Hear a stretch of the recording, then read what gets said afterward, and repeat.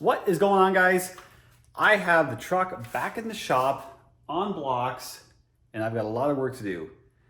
LSFest is a few days away and I've got a lot of work I gotta get done in this thing. I have a list that I have to pound through and I'm hoping between tonight and tomorrow morning I can get it all knocked out, maybe make a few test hits, and if she's good to go, we're gonna load it up a few days early just so I know I'm fine. But if there's a problem, at least I have a couple days to figure it out. With LSFest, I found out that I needed to get my license, my NHRA license.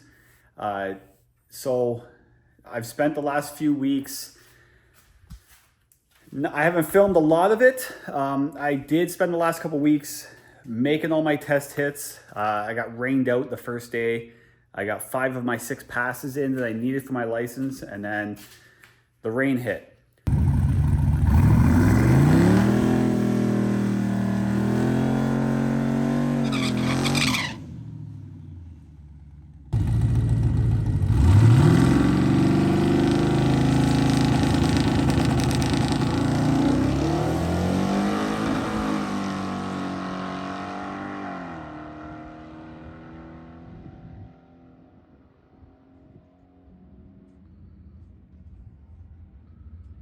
So I had to go back like 4 days later and I managed to get the last pass I needed.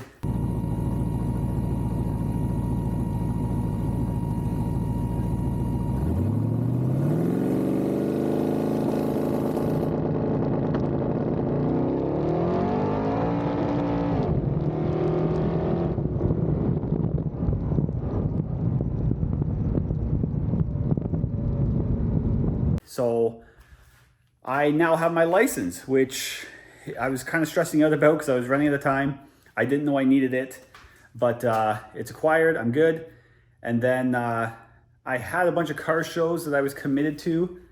The guy that ceramic coated the truck, he wanted to use my truck in his booth at a few of the shows. And at least I know if I never win a race, I'll win a car show, because I've been to 3 shows now and I've won 3 shows now. A month ago, I won best of show and first place in my class at one car show. Apparently,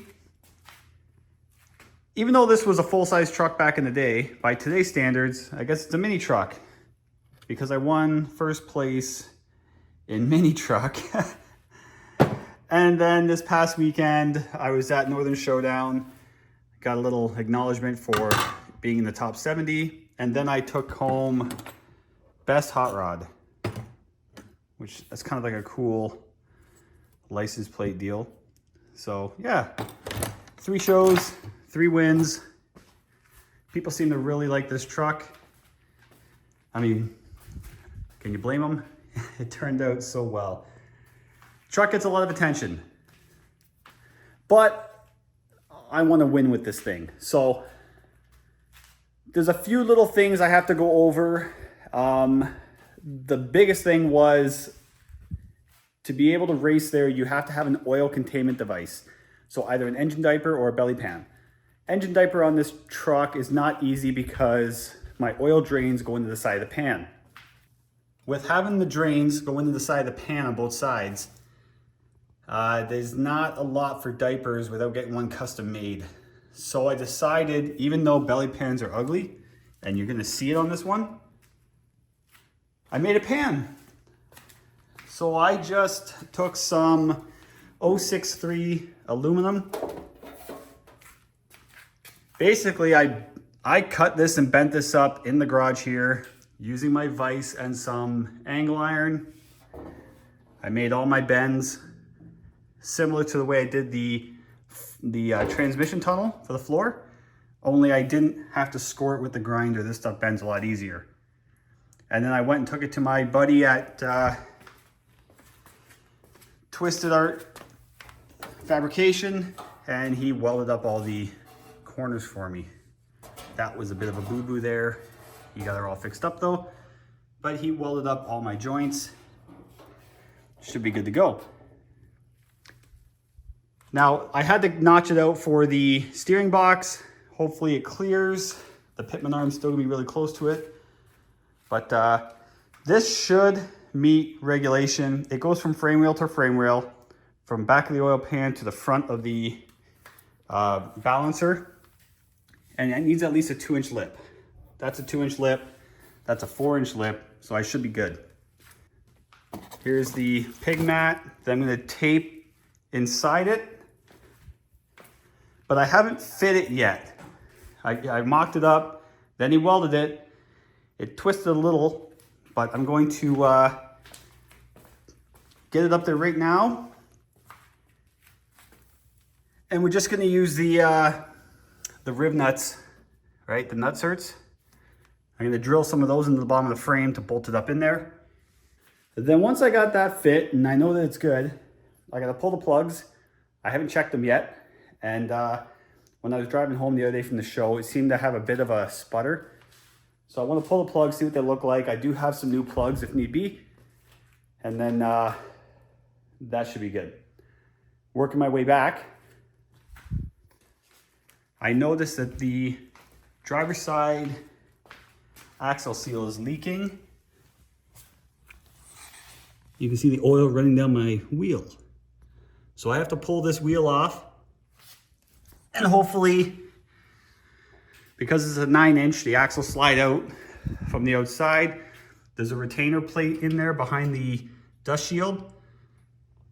And I just gotta make sure, like, if it's leaking around there, I might have to silicone it, or RTV. Hopefully it's not the seal itself that's pressed on, because that would suck.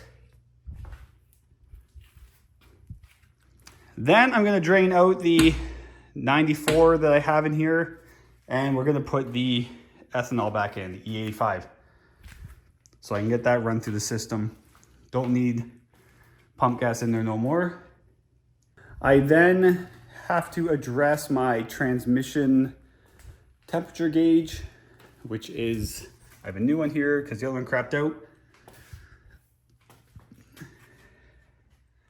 I've thought about wiring it into the Pro Dash. Apparently there's a way to do it. But because I already have the hole in the dash for the gauge, I'm just gonna swap a new gauge in. If that doesn't work, then I'm using the Pro Dash because I'm getting sick of dealing with these stupid gauges that don't wanna work. I also have I got this for free. I have to clean it. This is the cover for underneath the converter on the tranny. It also acts as a brace. See the bolt holes? That's where that bolts into the oil pan. And then there's 4 bolt holes for the transmission. My tranny guy, he gave that to me. He's like, I highly recommend putting this on. He showed me a transmission he had in his shop where the bell housing was obliterated because of a guy putting the screws to it, and he had no brace of any kind underneath it. And not that the brace could have totally saved it, but he's like, use the brace, stick it in there, make me happy. He gave it to me for free. He goes, don't be dumb, put it in. So I'm gonna try not to be dumb. I'm gonna put it in. And then that takes care of that. And last but not least, my bump button. The bump works, but this truck launches like 3 feet when you hit the bump. So I need to change my parameters and tame that down. And if I can get that all done in the next day or so, then we can load it up and I'll be breathing a little easier because we're running out of time. Got to get this done. So time to get to it. All right, first look at the belly pan in place. Got the jack holding it up. It fits very, very well. I didn't have to wedge it in there or anything. See, it's right up between the frame rails at the back. And I left a flange along the edge so I can just fasten it up on the sides. I cleaned up that little brace, guard, whatever you want to call it, shield. Got it semi cleaned up. And I kind of held it up in place and marked where my holes are that I have to drill on the back, because there are threaded holes in the back of the pan, just like there's threaded holes up in the bell housing. And you can see where, that's my only concern right now, is that pitman arm. When I steer to the right, that guy comes this way. No, steer to the left? Anyway, that arm's gonna swing this way. Contact point might be about here. So once I get it all bolted in place, I'm gonna jack the front end up, get it off the blocks kind of thing, and we'll turn the wheel all the way to lock, and we'll see if it hits. If it does, either I'm massaging with a hammer, or I'm going to cut and notch it and get my buddy to weld a piece in there. Let's just hope it clears.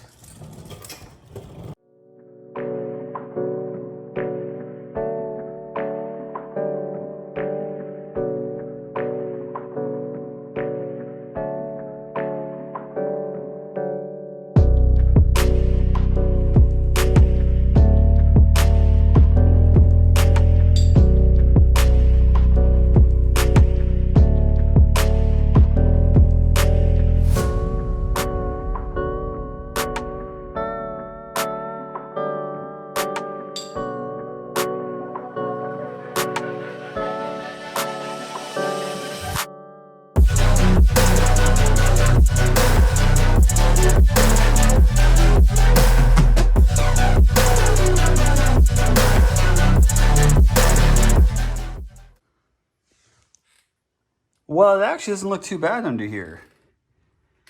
But my fears were realized. I have it up on the jack right now. When I turn the wheel this way, it hits. And it's not hitting where I thought it was. I thought it would hit right here. But it's not. It's hitting up here. And the further I crank the wheel, the worse it gets. Like, a lot of this arm is hitting. So I have two options. Take it back down and basically, because I can't cut much more off because I have to be in front of that balancer up there. I thought about notching more, but I can't. I think I have to just do the hack way and just bend it up, because it's pushing it up right now. Like, it's bending it back here. If I bend it high enough, it might be okay. It looks like I got to bend it all the way across. So I might make something that kind of looks pretty now, not so pretty in a moment. All right, well, I put on stands and I use my jack and that block of wood to push up on the belly pan. You can see I did bend it up a bit. But now, I don't know if I can get the camera in the right spot.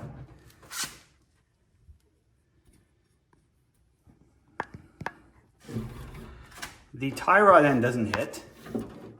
It's actually further over there that's hitting.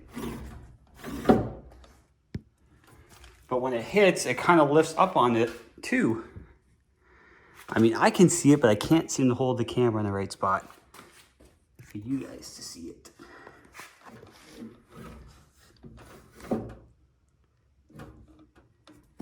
But what it's doing is it's pushing up as it's hitting it. It's actually lifting the pan a bit.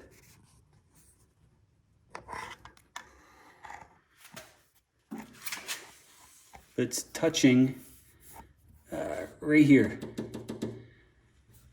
And the more I turn, the more it pushes up on the pan. But it's not quite full lock. But I can actually turn pretty good to the left. So I think I'm gonna leave it. That pan's only gonna be on when I'm at the track, which for the most part, I'm going in a straight line. And a lot of the serious dudes with the Pro Mods and stuff don't even turn this much. And they survive. So, I mean, I can turn full that way.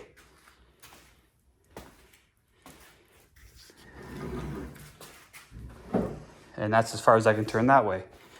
But the tie rod end's not hitting the pan anymore. It's just the broad part of this bar is touching over here. So, I mean, I'm not really gonna hurt anything. It's like, I'm gonna feel it. It's gonna limit how far I can turn. I'm gonna feel it. So it's not like I'm gonna damage anything. So we're leaving it. And then when I want to street drive it, when the race is over, the pan's coming off anyway. But it's already 11 o'clock at night. I want to get some sleep, and I'm going to hit this again in the morning. See you in a bit. All right, it's the next morning, and I'm starting by pulling plugs out. I pulled one plug so far. Just pulled that guy out. And they don't look terrible. I mean, the black, these plugs were in right from the first startup. So it was rich at the beginning, so that's all that black. But the strap and the porcelain all look pretty clean. And I only have 5 extra plugs. I already got them. And then the BR70F, that's what I run. And I'm gonna change 5 out anyway. I'm gonna pull them all and check them all because I felt like it had a bit of a miss the last time I was street driving it. But I'm gonna put the 5 in I have, and I'm gonna order another box.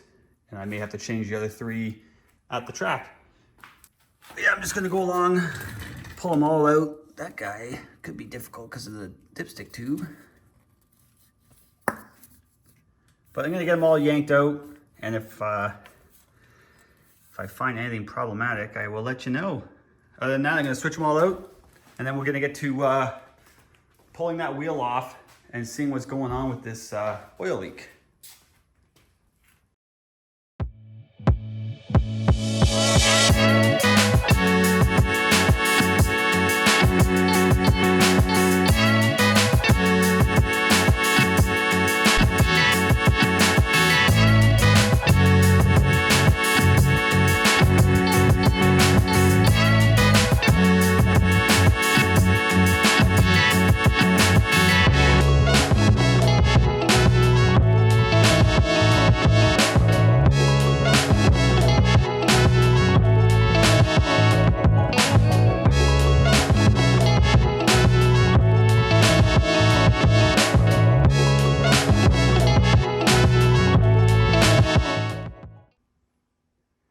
Wheel is back on. Didn't really find anything alarming. I don't know why it was leaking. It was hard to tell exactly where it was coming out of.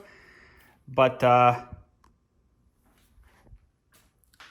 ended up putting some RTV around the outside of the gasket or the wheel seal before sliding it back into the end of the axle housing.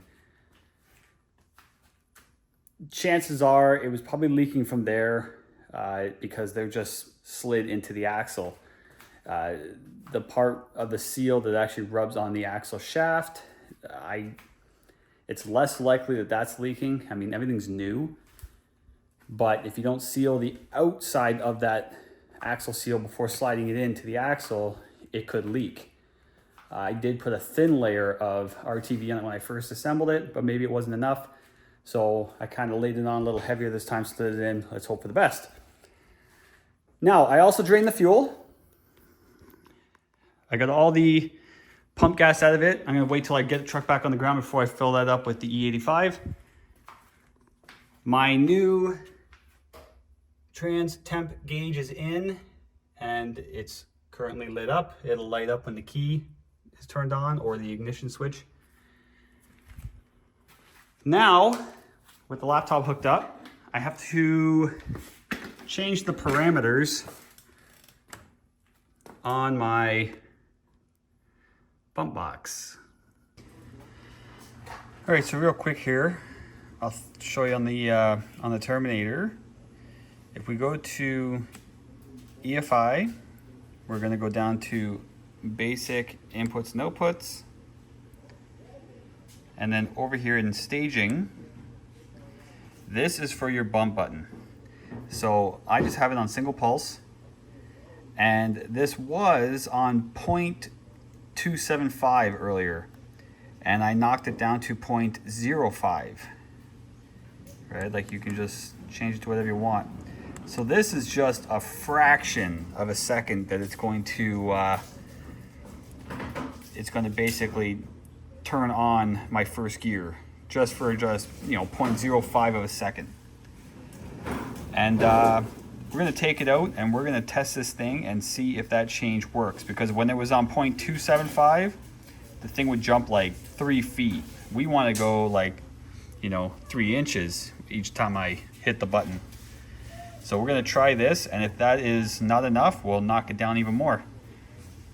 But pretty easy to change that setting for the bump button. So I have my co-pilot with me right now because she likes to go everywhere I go. And we're just gonna take a cruise out, just out to the country. And I'm not gonna do a test launch because I've got her with me. But we are gonna test out the bump box, or the bump button, just to make sure everything's good. I just don't want to make that kind of noise in town. But we gotta hurry up because the rain's on its way again. It's been raining all morning. The roads are semi-dry.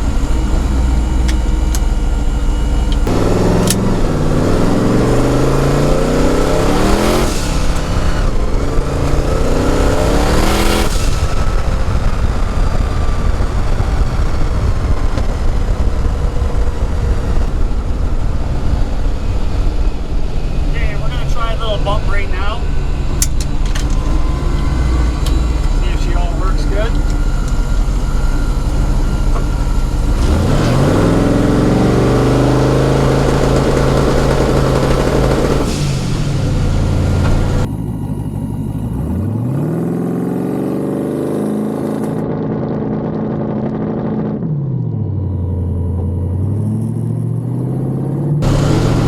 I like it.